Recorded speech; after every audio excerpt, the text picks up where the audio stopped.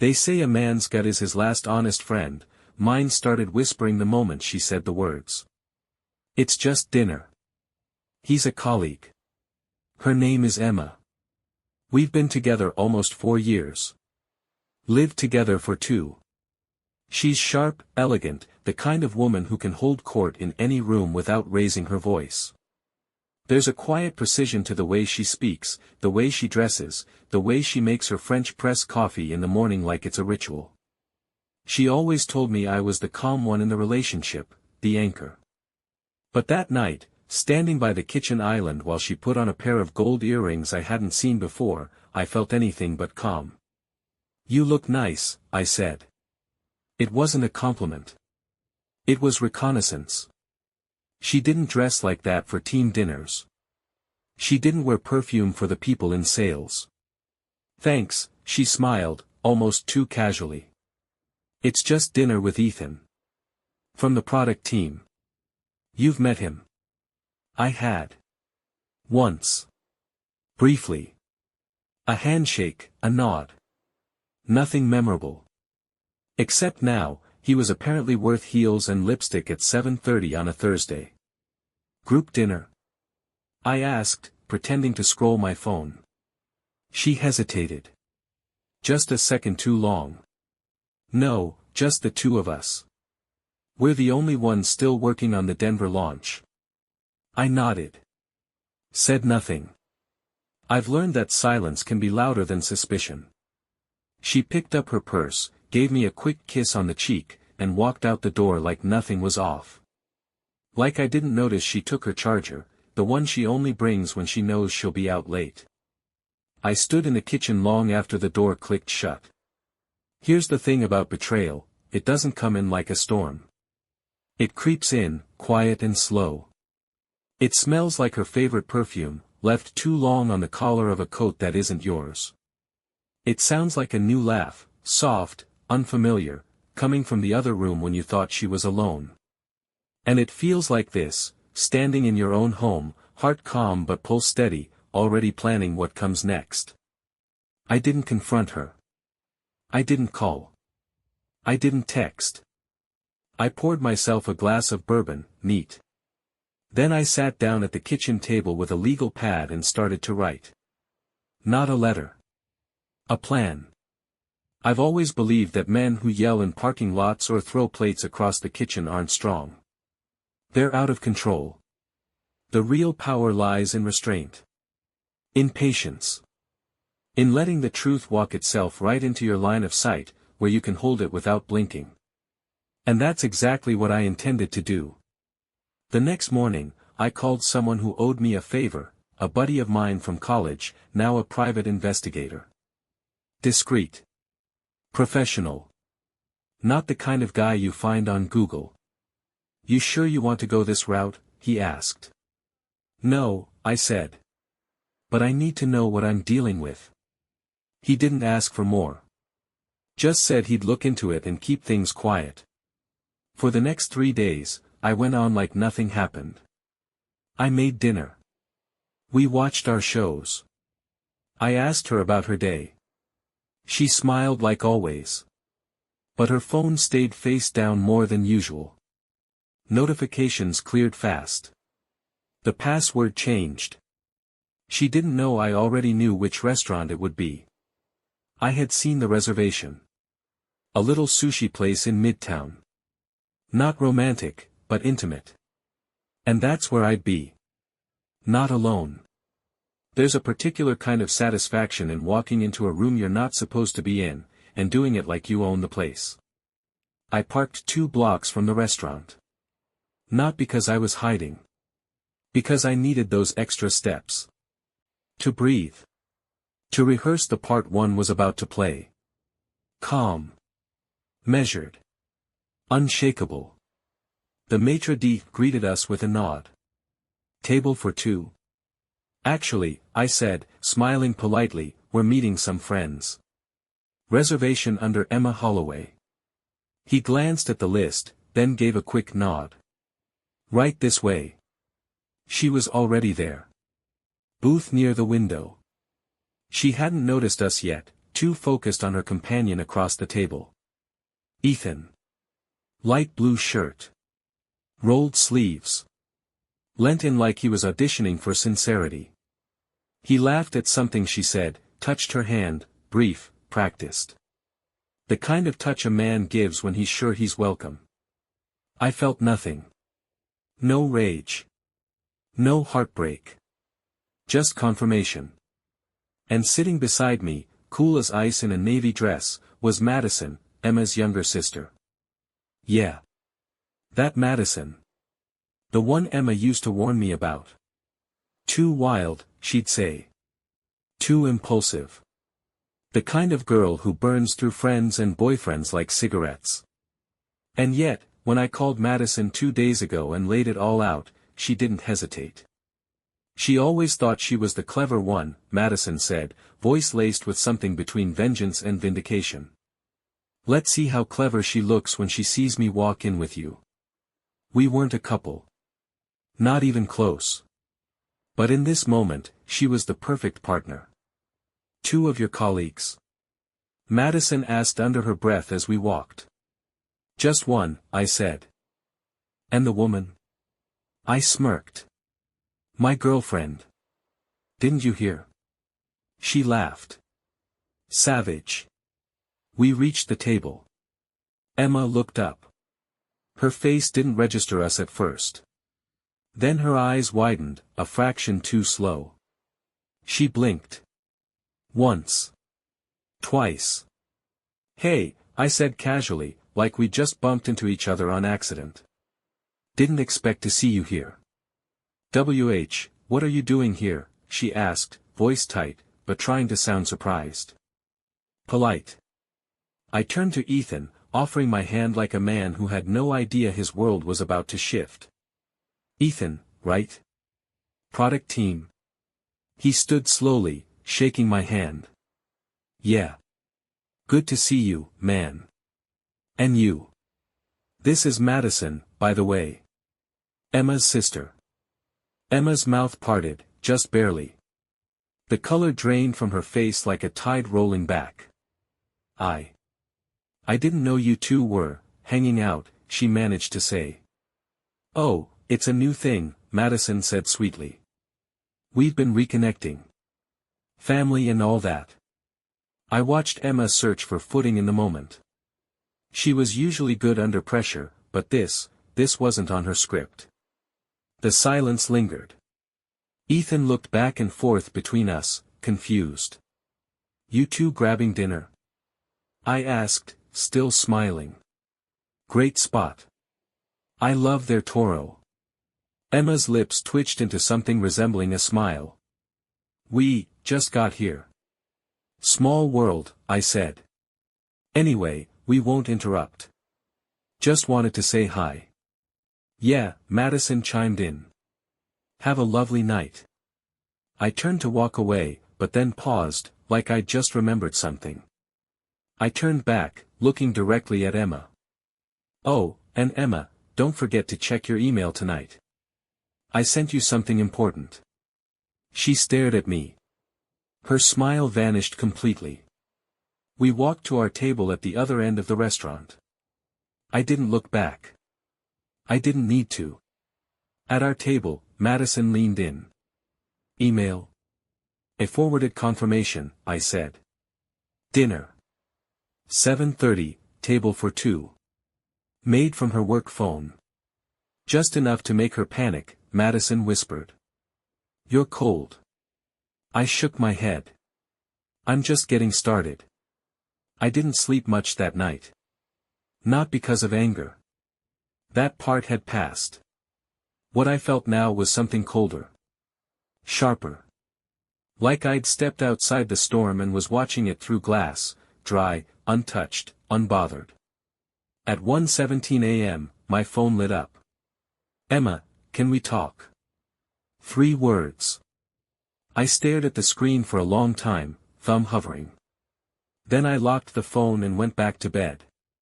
Let her stew. The next morning, she called. Twice.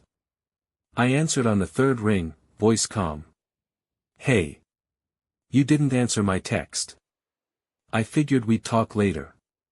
I've got meetings. A pause. Then, what were you doing at Izumi last night? I let the question hang. Eating dinner. With Madison. With Madison. Another pause. This one longer. I just didn't know you two were in touch, she said carefully. Neither did I replied. But people reconnect all the time. I could almost hear her heartbeat through the silence on the line. I feel like you're angry. Should I be? She didn't answer that. I spent most of the day working from a quiet cafe downtown. It's funny, how chaos sharpens your senses. I noticed everything now. How people looked at their phones when their partner wasn't watching. How a man at the next table asked for 2 straws and only 1 drink. Emma hadn't texted again. But I knew she was thinking. That was the point. At 6:42 p.m., my phone buzzed. Emma, home early. Can we talk tonight? I waited until 8 o'clock. Then I walked in like I didn't know anything was different. She was on the couch, barefoot, legs curled up under her, like she used to sit back when we first moved in together. She looked up the moment I walked in. Hey, she said softly. Hey, I replied, setting my keys down. I ordered Thai. I nodded. Cool. She stood, took a few slow steps toward me. I could see the questions in her eyes. Do I know? Do I not? Am I bluffing? Did Madison tell me something? I gave her nothing. You surprised me last night, she said finally. I shrugged. Same. She looked genuinely rattled. It wasn't a date. I didn't say it was. We were just talking about work. I held her gaze, calm and steady. And Madison and I were just having dinner. She bit her lip, a flicker of frustration crossing her face. Are you seriously not going to talk to me about this? I am talking. You know what I mean. Do I? She took a step back. You're doing that thing where you act fine but you're not. You're punishing me with silence. No, I said. I'm not punishing you. I'm just not rushing to save a version of the story I don't believe in. That one hit. I watched it land. We ate in silence. Pad Thai. Spring rolls. That papaya salad she always orders with 2 spoons. After dinner, she tried again. Madison said something to you, didn't she? Nope.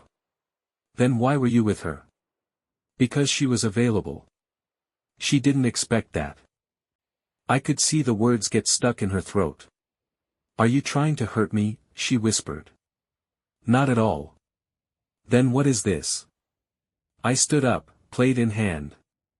This is me not chasing someone who wants to walk away. She didn't follow me into the kitchen. She didn't speak again that night.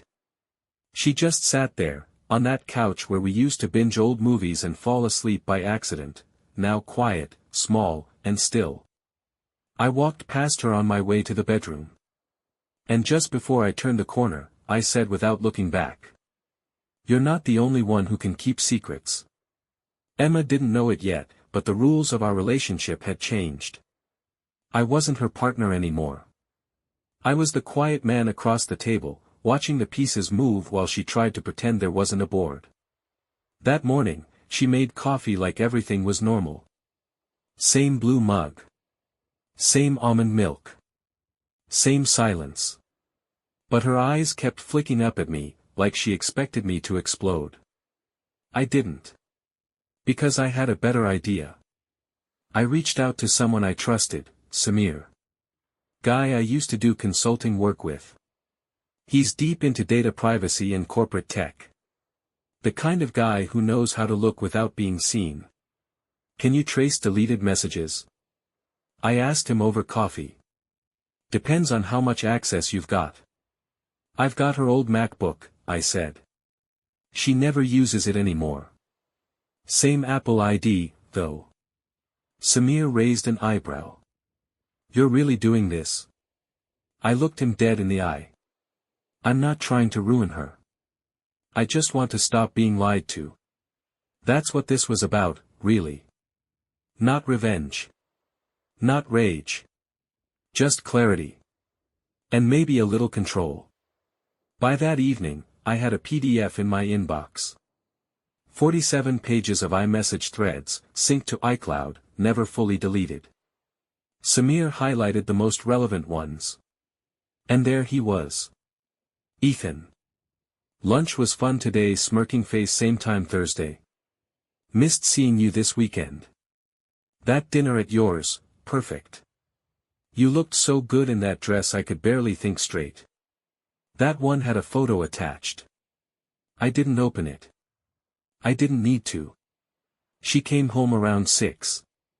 I was already at the dining table, laptop open, spreadsheet in front of me. Emma dropped her purse by the door, like always. Hey, she said carefully. Hey. What's that? I gestured to the laptop. Budgeting. Madison wants to go to Napa next month. Figured I'd see what we can swing. A pause.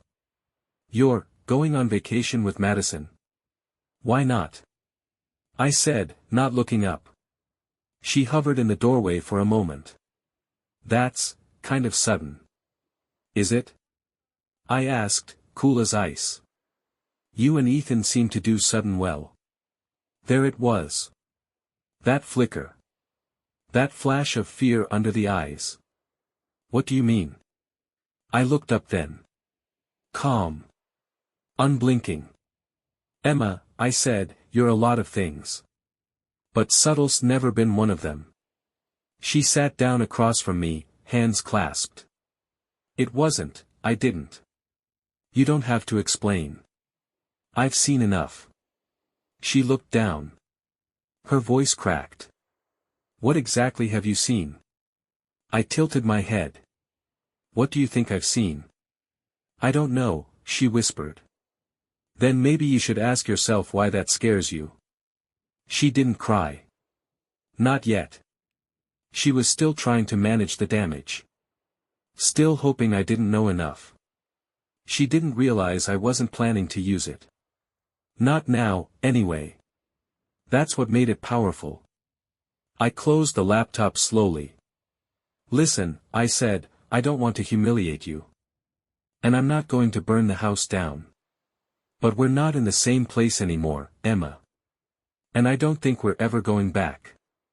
I don't want to lose you, she said. You already did, I replied. You just haven't felt it yet. She slept on the couch that night.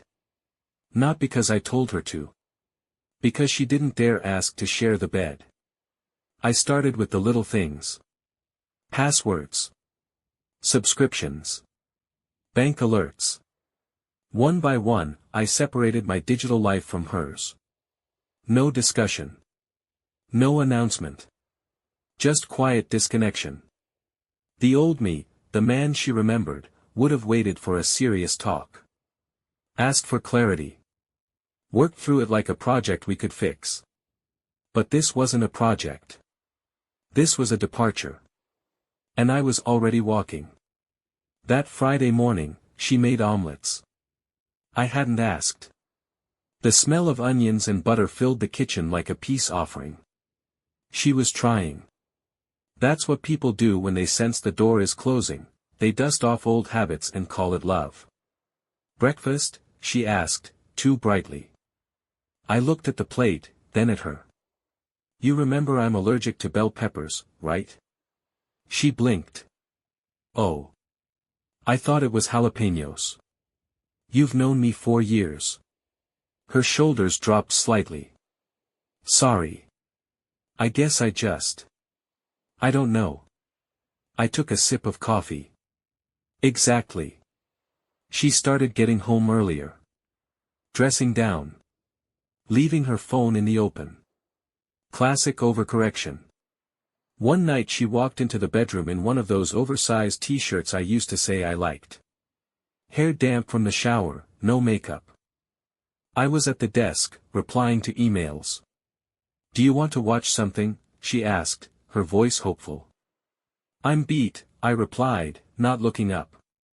"Got another early call tomorrow." She hesitated in the doorway. "You haven't really touched me lately." "That's true," I said. Silence. "Aren't you going to say why?" "No," I said quietly. "Because I don't think the answer would help either of us." That weekend, I took a drive. No destination. Just westbound roads, a thermos of black coffee, and a quiet mind. I stopped in a small coastal town and walked the pier for an hour, phone off. I felt present. Like a man whose house had been on fire for a long time, but he'd finally stopped trying to save the furniture. When I got back Sunday night, Emma was pacing the kitchen. "Where were you?" she asked, equal parts concerned and panicked. "Out." "You didn't say anything. You didn't text." "I didn't feel the need." She stepped forward. "I thought something happened to you." I looked at her, calm. Something did. Monday morning, I took the day off and met with a lawyer. Not to file. Not yet. Just to get clarity. Options. Strategy. "You're not angry enough to burn it down," the attorney said. "That's good. People who act on rage end up with scorched earth. You want to win." I nodded. "Then stay silent. Get organized. Make your exit quiet, clean, and on your terms." Exactly my thinking. By Thursday, I had a new bank account. A private P.O. box. And I'd moved a few important items, birth certificate, passport, backup drive, into a locked drawer at my office. It wasn't war. It was a chessboard. And I was clearing the middle for the final move. Emma noticed the change, but didn't know what to make of it. "You seem different," she said one night, sitting beside me on the couch. Distant. I looked at her. "You ever hear the phrase, emotional debt?" "No. It's when someone takes more than they give. But they keep spending, like there's no bill coming." She shifted uncomfortably. "You think I've done that?" I didn't answer. Because she already knew. The next night, she asked if we could go away for the weekend. Just us. Somewhere quiet. I smiled faintly. "That sounds nice." I didn't book anything. She did. I let her make the plans. I even packed a bag. And while she was in the shower, I scheduled a meeting with my real estate agent for Monday morning. Not to sell the house. To buy a second place. A quiet space. My own keys. My own silence. She was still clinging to the past. I was already designing the future. I didn't say a word on the drive to the cabin. She filled the silence with hopeful talk, how this weekend could be a reset, how we needed time away from phones and distractions, just the two of us. I nodded. Smiled once or twice. But my mind was elsewhere. I wasn't heading toward a getaway. I was escorting a truth to its final resting place. The cabin was nice. She booked a place upstate, wooden walls, stone fireplace, that fake rustic feel people pay extra for. She unpacked quickly, lit a candle like it meant something, poured 2 glasses of wine. She handed me mine and curled up beside me. "Feels good to breathe, doesn't it?" she asked. I took a sip. "It does." She looked relieved, like maybe this was working. That maybe she still had time. After dinner, we sat on the back porch under a dim string of Edison bulbs. She reached for my hand. I let her. Then I asked, gently. "Who made the reservation at Izumi?" Her body tensed, just slightly. What do you mean?" "The sushi place. That night with Ethan." She exhaled slowly. "I told you, it wasn't a date." You did. I'm just asking who made the reservation. She paused. Ethan did, she lied. I pulled my phone from my pocket. Opened the email. Slid it across the table to her. Reservation, 2 guests. 7:30 p.m. Reserved by, Emma Holloway. Her lips parted, but no words came. I didn't gloat. Didn't smirk. I just said, try again. That was the moment it all broke. I didn't mean for it to be anything, she whispered. It just, happened. The emails. I was lonely. The messages. It didn't go far. The photo. Silence. She broke then. Not in a dramatic way. No sobbing. No begging. She just sat there, back straight, eyes glassy, as the weight of the lie pressed down and finally cracked. How long have you known? She asked. Long enough. And you just let me think everything was fine. I took a long breath. Emma, I stopped believing in fine the night I walked into that restaurant. She swallowed. So what now? I finished the last sip of wine and stood. Now, I said, I leave you with the truth. What you do with it is your problem. She followed me inside, desperate now, shifting strategies. We can work through this, she said. Couples survive worse.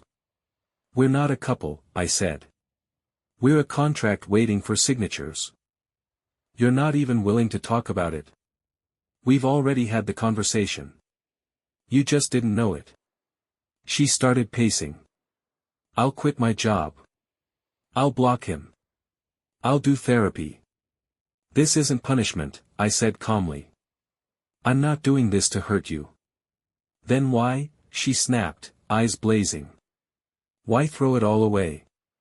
I looked her dead in the eye. Because I'm worth more than apologies that come after the evidence. That night, she slept in the bedroom. I stayed out on the porch, blanket over my shoulders, laptop open. I made the final arrangements for my new place. A lease.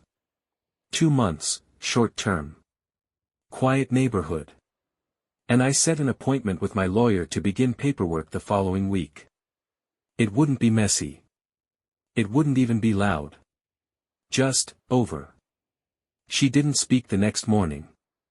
I think she knew. Some truths you can't bury under pancakes and coffee. We drove home in silence. Halfway through the trip, she asked quietly, do I have a chance to fix this? I glanced at her, then back at the road. You had the chance when it was still a mistake. I didn't leave the day we got back from the cabin. That would have been too easy for her. Instead, I waited. Let her feel the weight of stillness. Let her realize that silence isn't always surrender, sometimes it's the sound of a man getting his affairs in order. The following Wednesday, I came home late. She was at the dining table, hair tied back, laptop open but untouched. She looked up the moment I walked in, like she'd been waiting on edge for hours. Where were you? She asked, softly. I dropped my keys into the bowl by the door. Meeting with my lawyer. She froze. For what? I said nothing. Just walked into the bedroom and started folding shirts into a weekend bag. She stood in the doorway while I packed. So that's it, she said. You're not even going to try. I zipped the bag slowly. I did try. For 4 years. You only noticed when I stopped. She stepped inside, her voice sharper now. You're going to throw all of this away. Over one mistake. I turned to her, calm. Steady. You didn't confess, Emma. You got caught. You were never going to tell me, you were just hoping I'd stay asleep. I didn't want to hurt you, she whispered. But you did, I said. You just made sure to enjoy it first. I walked past her with the bag, leaving behind everything that didn't matter, clothes, furniture, the framed photo of us in Maui that I knew now was a lie the moment the shutter clicked. She followed me to the front door. "Where are you even going?" she asked. I smiled faintly. "Somewhere that doesn't require an explanation." "You think you're better than me?" she snapped, suddenly bitter. I paused, one hand on the door.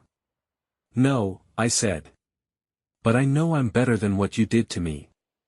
The place I moved into wasn't fancy. It didn't have the view. But it had peace. That first night, I sat on the couch, just me, a glass of bourbon, and the hum of a city I didn't have to share with anyone. No lies. No guesswork. No woman watching her phone like it might betray her.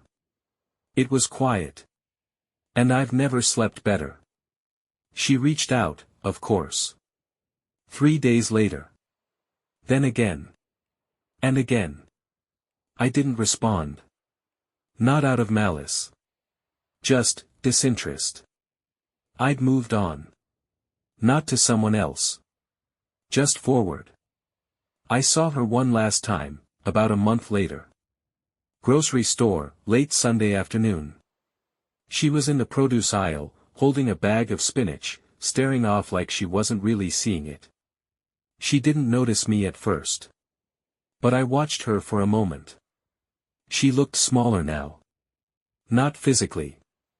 Just diminished. Like someone living in a house that used to feel big and full, but now echoes when she walks through it. I turned before she saw me. Quiet exit. Fitting. People think betrayal ends in chaos. Screaming. Broken plates. Dramatic exits. But sometimes, the greatest revenge is simply walking away without saying a word. Because nothing shakes someone more than realizing. You didn't just lose the argument. You lost the person. And they didn't even slam the door.